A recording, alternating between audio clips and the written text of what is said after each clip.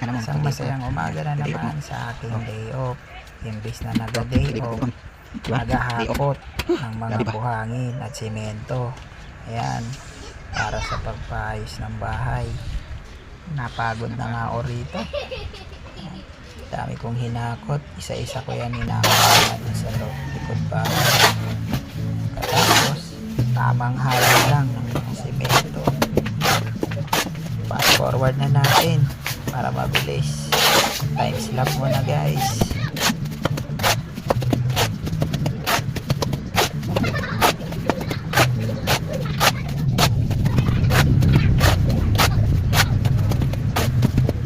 Yan, habang naghahalo ako ng simento, napahinga nga ako dito ng bahagya at ang sakit ng likod ko.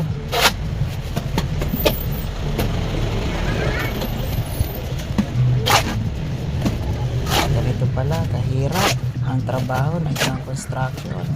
Ang hirap pala magbuhat ng simento, maghalo ng buhangin. Kaya sa araw na to, nakapag-unlock na naman ako ng panibago kong skills, ang maghalo ng simento at ng buhangin. Sabi nga ni Naruto, walang shortcut sa pagiging Hokage.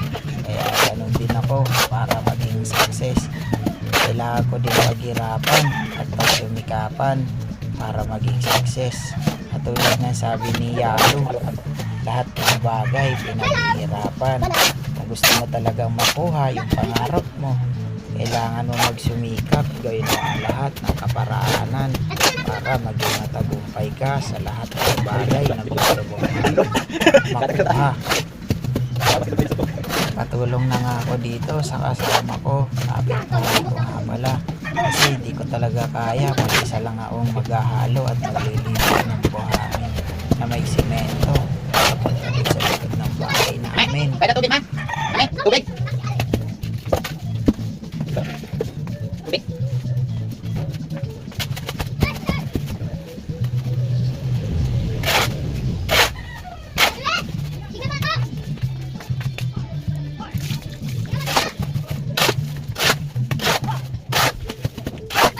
Pwede na ako sa akin.